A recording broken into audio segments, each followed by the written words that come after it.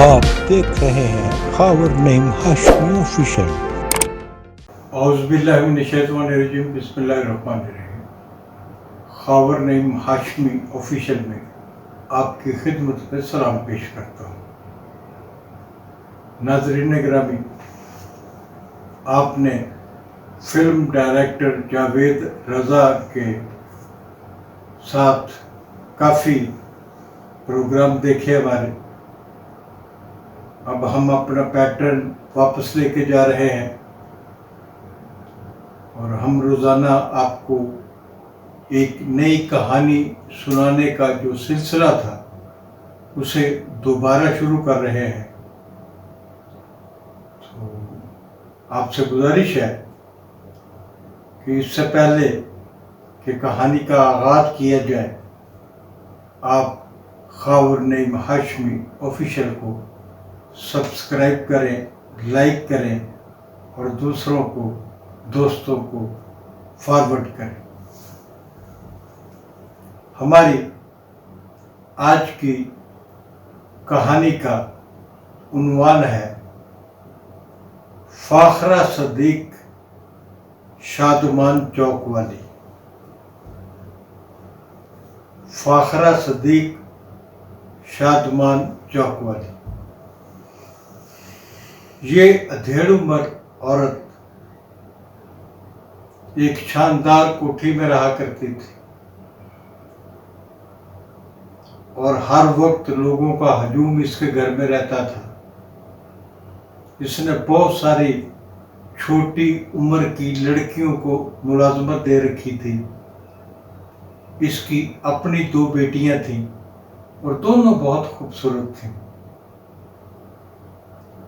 میرا اس خاتون سے جو پہلی ملاقات تھی وہ ہمارے ایک سب رپورٹر ہوا کرتے تھے، بہت سینئر رپورٹر امتیاز راشد صاحب، انہوں نے کرایا تھا، کیونکہ امتیاز راشد صاحب اور فاخرہ صدیق کے بارے میں مشہور تھا کہ ان کی آپس میں دوستی، اور یہ دونوں اکثر کئی فنکشنوں میں اکٹھے نظر بھی آیا کرتے تھے اور ساتھ ساتھ گھوما کرتے تھے، ساتھ ساتھ بیٹھا کرتے تھے اور بہت گھوما کرتے تھے۔ تو ایک دن امتیاز راشد صاحب مجھے بھی اس کے گھر میں لے گئے۔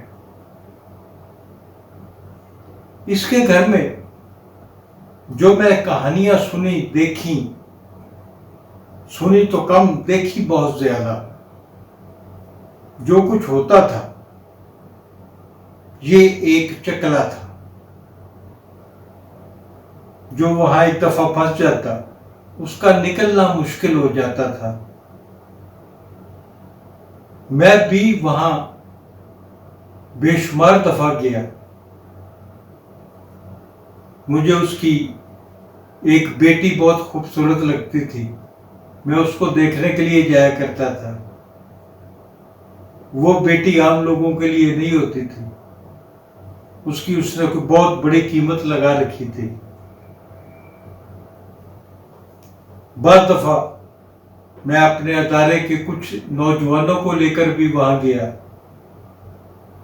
اور اس گھر کا عالم یہ تھا کہ آج کل ایک بہت ہی پاپولر جرنلسٹ ہیں، انتہائی پاپولر، مختلف شعبوں میں کام کرتے ہیں۔ جب ایک دفعہ میں ان کو ساتھ لے کر گیا تو اس سے پہلے کہ وہ اندر جاتے، گھر میں جاتے، لوگوں سے ملتے، اس خاتون سے ملتے جس کا نام فاخرہ صدیق تھا،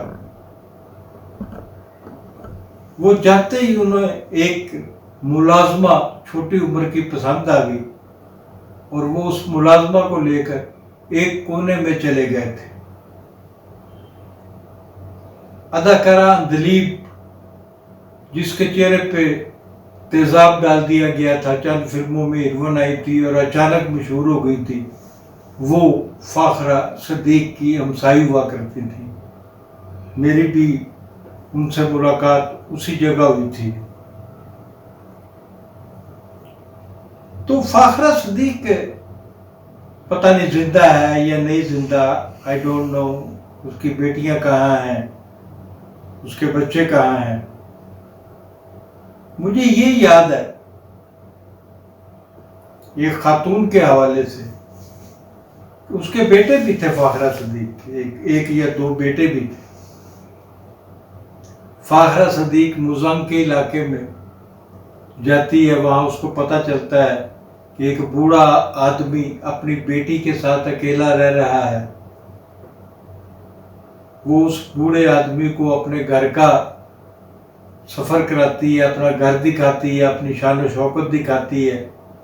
وہ سماجی کارکن بھی بنی ہوئی تھی، وہ جو بھی جماعت برسر اقتدار آتی تھی فاخرہ صدیق اس کی عہدیدار بن جاتی تھی، اس کا بورڈ لگا لیتی تھی، کہ بالکل نگینہ خانم کی طرح کی ایک عورت تھی۔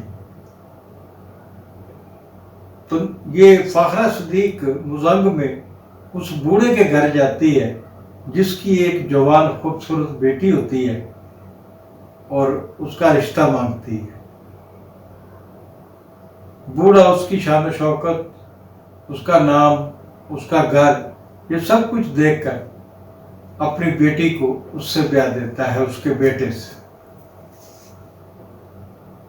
شادی کے 2-4 دن کے بعد ہی فاخرہ صدیق اپنی بہو کو لے کر ایک ڈانس پارٹی میں چلی جاتی ہے۔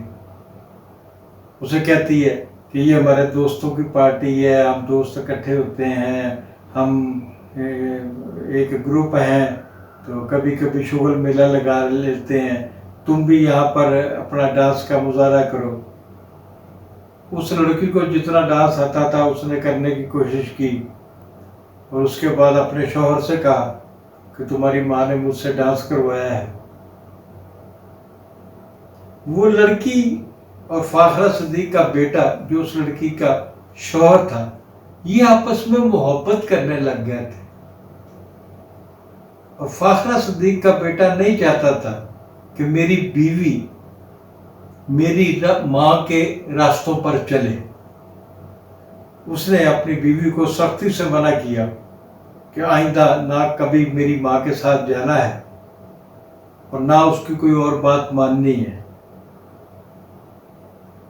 اس کی پاداش میں فاخرہ صدیق اس لڑکی کو طلاق دلوا دیتی ہے زبردستی۔ میں اس کہانی میں آپ کو یہ بتانا چاہتا ہوں کہ عورت بہت طاقتور ہوتی ہے۔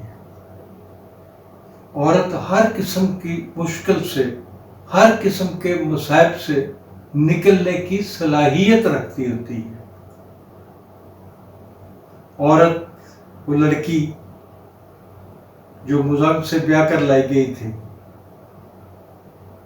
وہ آج بھی اپنے خاوند کی دیوانی ہے، لیکن وہ اس سارے حالات میں ذہنی طور پر مفلوج نہیں ہوئی۔ اس نے ڈاکٹریٹ کیا، اس نے 3 MA کیے، اس نے دوبارہ شادی نہیں کی۔ وہ ایک کامیاب زندگی گزار رہی ہے۔ اس لڑکی کا باپ پتہ نہیں زندہ ہے یا نہیں ہے۔ وہ لڑکی کس کے پاس رہ رہی ہے، اکیلی رہ رہی ہے یا کسی اور کے ساتھ رہ رہی ہے، رشتہ داروں کے پاس رہ رہی ہے، یہ تفصیلات بھی مجھے نہیں پتہ، لیکن میں یہ جانتا ہوں کہ وہ لڑکی ایک کامیاب زندگی گزار رہی ہے۔ اس کہانی کے آخر میں والدین سے عرض کروں گا کہ وہ اپنے بچوں کی شادیاں ظاہری آن بان اور شان و شوکت اور نمود و نمائش دیکھ کر مت کیا کریں۔ بیٹیوں کی شادی کرنے کے لیے بڑی تحقیق کی ضرورت ہوتی ہے۔ تو ناظرین، یہ تھی آج کی کہانی، اور جاتے جاتے آپ سے پھر گزارش کروں گا، خاور نعیم ہاشمی آفیشل یوٹیوب چینل کو سبسکرائب ضرور کریں. خدا حافظ.